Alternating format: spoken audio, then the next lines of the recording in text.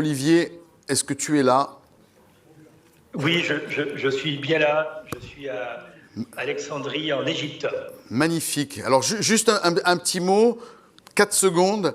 On m'a parlé de toi, c'est Fred Ronald qui m'a parlé de toi il n'y a pas longtemps, en me disant qu'il faut absolument que tu rencontres ce type. Il est incroyable. Il a développé des outils éducatifs à partir de la musique. J'espère que je ne me trompe pas de mec, parce que sinon, c'est vraiment un peu la honte. Non, ça fait effectivement partie des nouvelles activités que nous sommes en train de développer dans le groupe. Et d'ailleurs, là, je suis à Alexandrie parce que c'est le siège de l'université Senghor, qui est la grande université francophone panafricaine. Et on est en train de développer avec eux un programme pour former des opérateurs des industries créatives et culturelles sur l'ensemble du continent africain, en partenariat avec l'AFD et notamment avec le pôle de formation de l'AFD qui est à Marseille. Voilà. Et donc, c'est encore un lien supplémentaire avec la ville de Marseille. Et en ce qui nous concerne, nous, le groupe Trace, on est en train également d'investir à Marseille, de nous installer à Marseille. Ça fait 2 ans qu'on a monté des opérations de formation aussi dans les industries culturelles à Marseille. Et on a pris la décision de délocaliser une partie de nos activités nationales à Marseille. Et on va certainement également lancer des nouvelles plateformes qui vont être complètement fabriquées à Marseille, à vocation nationale, mais également africaine.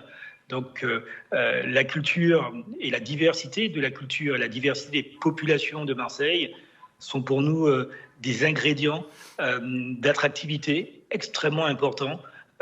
C'est vrai qu'à partir de Marseille, on a non seulement le meilleur de la France, on a le meilleur du Maghreb, on a le meilleur de l'Afrique subsaharienne et on a le meilleur du monde. Et tout à l'heure, on parlait de la connectivité de la ville de Marseille qui, pour des raisons géographiques, se retrouve un point de convergence de tous les grands câbles sous-marins du monde.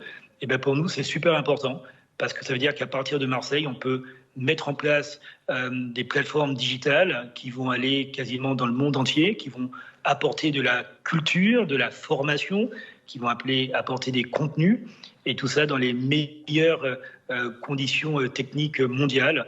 Donc pour toutes ces raisons, Marseille est pour nous une priorité de notre développement aujourd'hui dans le groupe. Ok, merci. Pour bien situer, Trace, j'imagine que dans la salle, un certain nombre d'entre vous, pour ne pas dire tous, connaissent Trace TV. Ouais. Voilà. Je peux réexpliquer en 2 mots. Trace, c'est un groupe qui a été créé à partir de la France il y a 18 ans de cela, sur la thématique, c'est un groupe média, sur la thématique des musiques et des cultures afro-urbaines. On a aujourd'hui 27 chaînes de télévision, une dizaine de radios FM, des dizaines de radios digitales, des sociétés de production du visuel, des plateformes aussi de fabrication de contenu et d'événements. Et on est clairement l'opérateur culturel français le mieux implanté sur le continent africain, puisqu'on a plus de 300 millions de personnes, notamment des jeunes entre 15 et 34 ans, qui regardent nos chaînes de télévision, qui écoutent nos radios et qui consomment nos contenus. Et depuis 2 ans, nous travaillons au développement d'une plateforme qui s'appelle Trace Academia, qui en fait met au service de la formation professionnelle toutes les techniques qu'on a pu développer dans le monde du divertissement et dans le monde du digital. Et on se rend compte qu'aujourd'hui, 70% des jeunes Africains ne font pas d'études supérieures, n'ont aucune chance d'aller à l'université ou dans des écoles. Et l'idée, c'est beaucoup d'entre eux travaillent dans le secteur informel. L'idée, c'est tout simplement les accompagner dans le développement de leurs capacités, de leurs aptitudes, de leurs connaissances, avec des formations sur des formats courts et qui soient très pratiques, très liés au monde de l'emploi. Et ça couvre tous les secteurs d'activité. Et on est accompagné dans ce projet par l'État français, par l'AFD, par Google, par Leroy Merlin, Schneider, L'Oréal, la Banque mondiale, l'Union africaine, l'UNESCO, donc beaucoup de partenaires qui nous ont rejoints dans cette aventure. Et toute une partie des contenus sont co-développés aussi avec des partenaires marseillais. On est en pleine discussion avec le pôle Synergie Family, que vous connaissez certainement, avec lequel on va travailler dans les mois et dans les années à venir. Et voilà, donc on a une ambition de transformer un groupe qui était un groupe de médias en un groupe qui va se mettre au service de la réussite des jeunes, notamment des jeunes africains et des jeunes afro-descendants. Et vous le savez, il y en a beaucoup à Marseille. Olivier, merci beaucoup. Avant de te faire largement applaudir par la salle, je rappelle que tu as dit 42 fois le mot Marseille. Et nous t'en remercions. Non, mais merci, tu es resté dans le timing, c'est parfait. C'est parfait, merci à toi. Qui prend la suite? Aminata? Très bien. Allez, on y va. Pitch 5 minutes, max. Alors bonjour, donc, je suis Aminata Diop Johnson, fondatrice de l'Agence culturelle africaine, qui est une jeune agence qui existe seulement depuis 3 ans maintenant, qui est basée au Sénégal, parce que je suis donc sénégalaise, mais qui est la suite de tout le travail qui a été fait depuis maintenant plus de 10 ans sur l'accompagnement, la promotion et l'aide à la visibilité des talents africains, notamment à l'international. Alors, comment cette agence est née? Je ne me suis pas levée un beau matin en me disant super, je vais créer une agence pour accompagner la culture. C'est tout un concours de circonstances qui a fait que je suis devenue entrepreneur par hasard, je le dis toujours, et notamment dans le domaine de la culture, après avoir, depuis maintenant 10 ans, accompagné les pays africains à avoir de la visibilité au niveau de toute la richesse créative et culturelle qu'ils ont sur le plan international, en commençant d'abord par le Congo-Brazzaville, puis avec la Côte d'Ivoire qui a accompagné, qui a été le pays chef de file, puis après il y a eu le Sénégal, il y a eu dernièrement la RDC au Festival de Cannes. Alors, c'est quoi la raison d'être de Dakar? C'est, comme je l'ai dit, d'accompagner et d'aider les jeunes, d'aider les talents dans tous les domaines de la culture à pouvoir s'exprimer sur une plateforme visible. Et c'est vrai que la France, est un passage obligé. Les 2 événements sur lesquels nous avons commencé à organiser des pavillons, c'est d'abord au niveau du Salon du Livre de Paris, et puis après, dernièrement, depuis 3 ans maintenant, sur le Festival de Cannes. Là, on vient de finir, il y a 2 mois, un pavillon africain, c'est la 3e édition, mais la différence, c'est qu'elle a été parrainée par le pays président en exercice de l'Union africaine, qui est donc la RDC, et puis parrainé également par l'Union africaine, qui pour la première fois s'est déplacée et venue à Cannes pour rencontrer les cinéastes, les jeunes réalisateurs, tous les professionnels du cinéma africain, et confirmer leur soutien. Alors, quelle est l'ambition maintenant de ACA par rapport à Marseille? Parce que je suis marseillaise depuis maintenant, on va dire, de 1 an, toute jeune marseillaise. Après avoir vécu pendant 35 ans à Paris, j'avais jamais mis le pied à Marseille.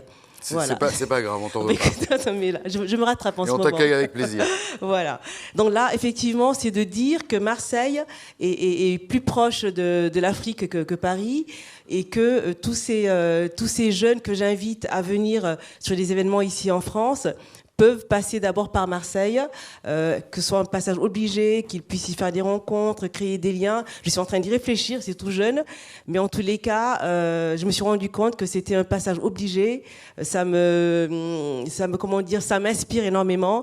Et les rencontres que j'ai pu faire ici, grâce à notre consul général du Sénégal, une des premières rencontres, c'est avec Antoine Vialet, que je remercie énormément. Puis après, j'ai rencontré d'autres personnes. Et toutes ces rencontres m'ont vraiment inspirée, et j'ai des choses en tête que j'aurai l'occasion, j'espère, de présenter lors d'un prochain événement. En tout cas, c'est bien parti. Merci beaucoup, Aminata. Merci beaucoup. Antoine, trouve pas qu'il est magnétique, ce type? Non, Antoine Vialet. Ça, c'est Alban. Je confirme. Voilà. C'était pas prévu, mais c'est mon poteau. Et tout ça, ça repose essentiellement sur lui, quand même. Alban? Non? Ah bah Cécile. Ah bah d'accord. Allez, on y va. Le pitch. On a toujours nos 5 minutes. On est bien, là. Vous êtes parfait. Hein. Ok. Merci beaucoup de nous accueillir, et félicitations pour cette journée. Je suis ravie de pouvoir intervenir sur la table culture. Donc, moi, je représente la structure qui s'appelle Cola Productions et qui porte le festival Africa Fête, qui est un festival qui est dédié aux cultures et plus spécialement aux musiques africaines. Notre siège social est à la Friche La Belle de Mai, donc on n'est pas très loin d'Alban. Et on est basé à Dakar et à Marseille. Rapidement, donc Africa Fête est un festival à la base qui a été fondé par Mamadou Konté en 78, donc il y a plus de 40 ans, pour dénoncer la condition des travailleurs immigrés en France. Donc dès le départ, il y a eu un souhait militant d'utiliser la culture comme outil de lutte contre les discriminations. Et donc c'est aujourd'hui encore, quand on organise le festival Africa Fête, c'est avant tout pour faire découvrir les cultures, et notamment donc, les cultures africaines, et inviter des artistes d'Afrique et de la diaspora. Donc l'espace d'Africa Fête est vraiment un espace d'échange, de rencontres, comme outil de lutte contre le repli sur soi et le racisme.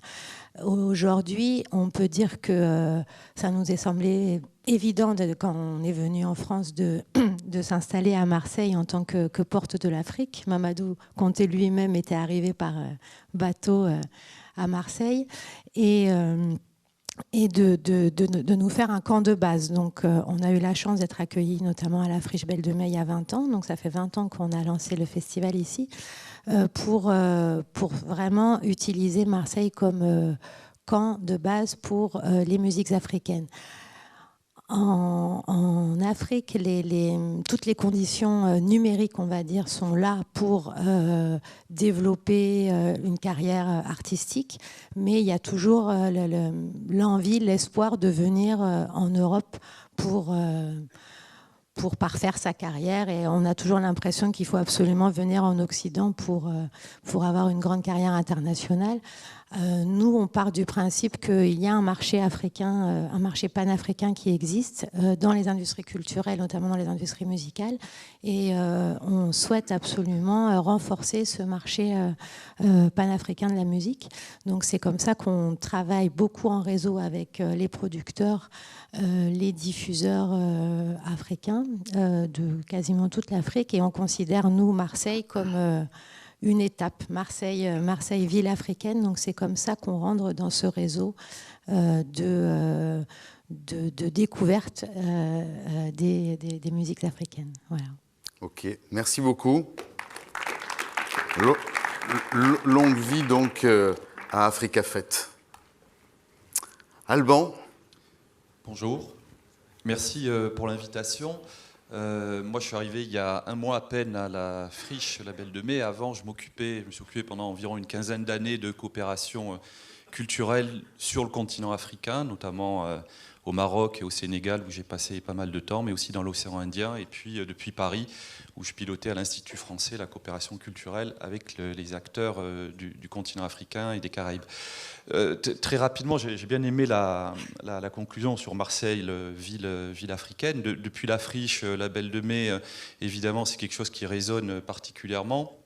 On a envie de faire de cet endroit qu'on appelle un tiers-lieu, un quartier culturel, enfin qui est beaucoup plus que ça à mes yeux et aux yeux de tous les gens qui l'habitent et qui l'ont fait vivre, une véritable plateforme de coopération culturelle avec le continent africain.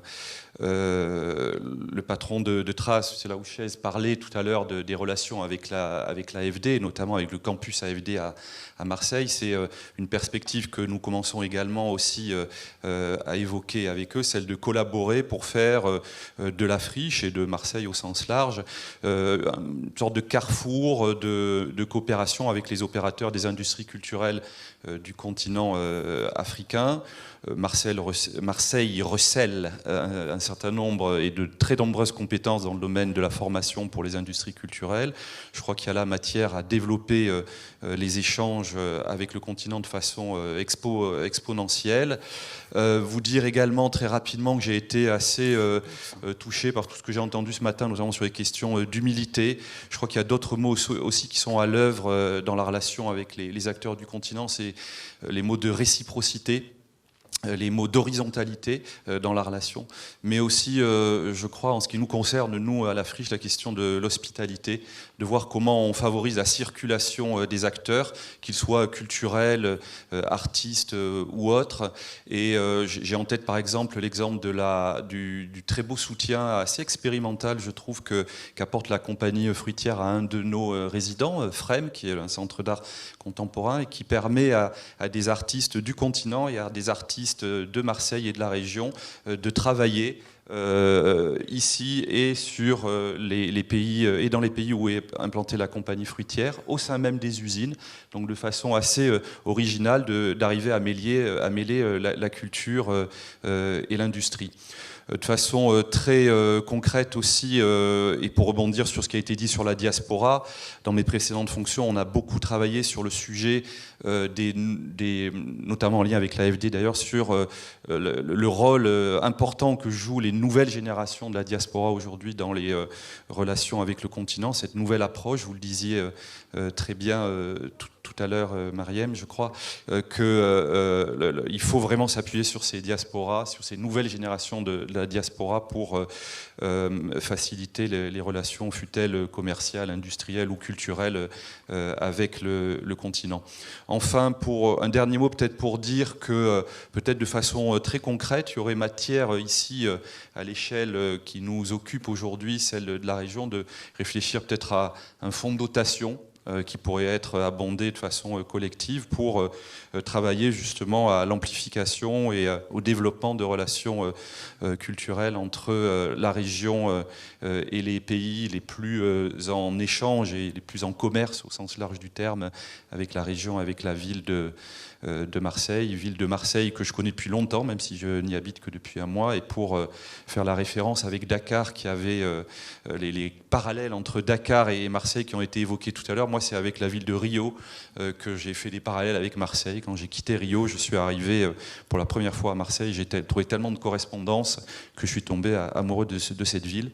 Et je suis très heureux aujourd'hui de la rejoindre et de l'accompagner, en tout cas à ma mesure et à celle de la Friche, dans cette réflexion sur sa place au sein du continent et au cœur même de la Méditerranée.